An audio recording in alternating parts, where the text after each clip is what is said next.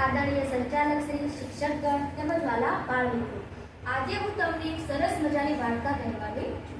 તો વાર્તાનું નામ છે હોશિયાર ઉંદર. તો વાર્તા છે સોનીપતના જંગલોની. આ જંગલોમાં નાના નાના ઉંદરોનો બહુ જ આતંક હતો.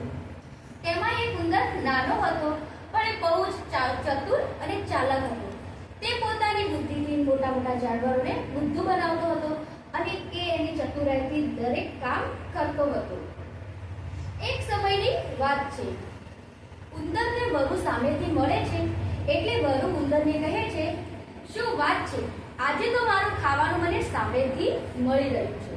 એટલે ઉંદર આ વાતને સાંભળીને વરુભાઈને જવાબ આપે છે, તમે મારો ખોરાક કરી શકશો નહીં, કેમ કે તમે જે આ જંગલમાં રહો છો એ જંગલમાં મારા મિત્રનું રાજ ચાલે છે અને એ તમારાથી કેટલાય ગણો મોટો છે. એટલે વરુ કહે છે, ઓ એવું છે, તો કોણ છે તમારો મિત્ર?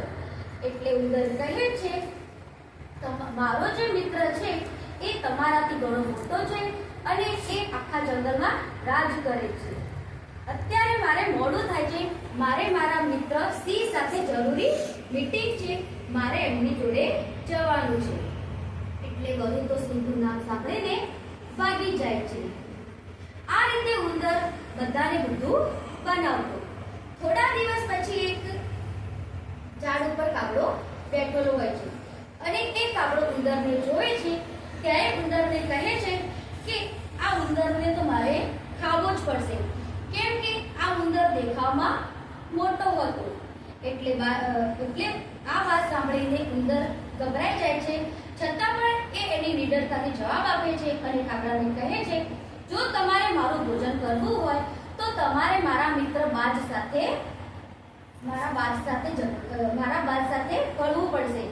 એટલે કાગડો હતો એ ગભરાઈ જાય છે અને કહેવા લાગે છે, કેવી રીતે તમારો મિત્ર બાજ છે? તો તમે જે ઝાડ પર રહો છો એ મારા મિત્રનું ઘર છે, મારો મિત્ર બાજ ત્યાં રહે છે. જો તમે મને મારી નાખશો તો એ તમને મારી નાખશે. ઉંદરનો આ જવાબ સાંભળી કાગડો ભાગી જાય છે. થોડા સમય પછી ઉંદરને ભૂખ લાગતી હોય છે અને એ વિચારતો હોય છે કે મને આટલી ભૂખ લાગી છે તો હું ક્યાં જઈને મારું ભોજન કરું. એટલે એને વાત મળે છે કે આજે તો સિંહ દાવત રાખી છે.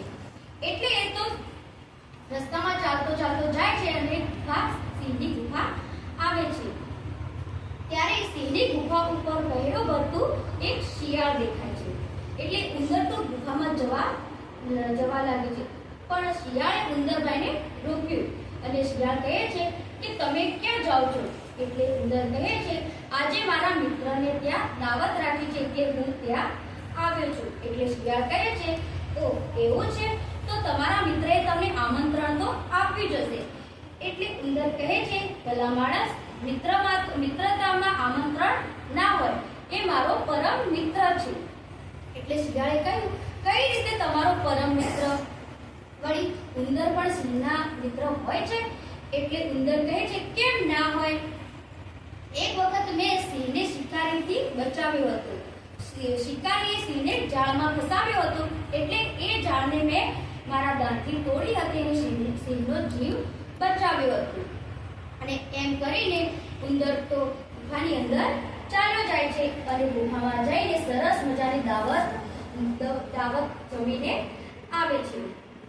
એમ કરતા ઉંદરે તો પોતાના આખા જંગલમાં પોતાનો ડર મચાવ્યો અને પોતાની બુદ્ધિથી બધા જાનવરોને બુદ્ધુ બનાવે. થોડા સમય પછી એને એક દીપડો મળે છે રસ્તા પર અને દીપડો કહે છે, આજે તો મને કોઈ જ ભોજન મળ્યું નથી, માટે હું તને મારું ભોજન બનાવીશ. એટલે ઉંદર તો ગભરાયા વગર એની સામે જવાબ આપવા લાગ્યો, તમે મારું ભોજન કરવા માંગતા હોય તો કરી શકો છો, પણ આખા જંગલમાં બધા જ પ્રાણીઓ અને પક્ષીઓ મારાથી ડરે છે. એટલે દીપડો કહે છે, એવું? તું તો આટલો નાનો છે ને તારાથી વળી પક્ષીઓ અને પ્રાણીઓ ડરતા હોય? એટલે ઉંદર કહે છે, તમને વિશ્વાસ ના આવતો હોય તો ચલો મારી સાથે અને હું જે પ્રાણીઓના ઘરે લઈ જાઉં એ પ્રાણીઓ તમને કહેશે. એટલે દીપડો તો એમની વાતમાં આવે છે અને દીપડો કહે છે, તો ચાલો તમે મારી પીઠ પર બેસી જાઓ અને આપણે દરેક પ્રાણીઓના ઘરે જઈએ અને પૂછી. એટલે દીપડો અને ઉંદર તો ચાલે છે. રસ્તામાં ઝાડ આવે છે અને એ ઝાડ પર કાગડો હોય છે. એટલે ઉંદર કાગડાની અવાજ આપે છે એટલે કાગડો તો ડરીને ઉડી જાય છે. પછી થોડી આગળ જતા વરુનું ઘર આવે છે. તો વરુનું ઘર જો વરુના ઘરે જઈને બૂમ પાડે છે તો વરુ પણ ભાગીને જતું રહે છે. એટલે દીપડાને વિશ્વાસ આવી જાય છે. તો આ વાર્તા પરથી બોધ મળે છે કે ક્યારેય કોઈનું રૂપ અને કદ જોઈને કોઈના ઉપર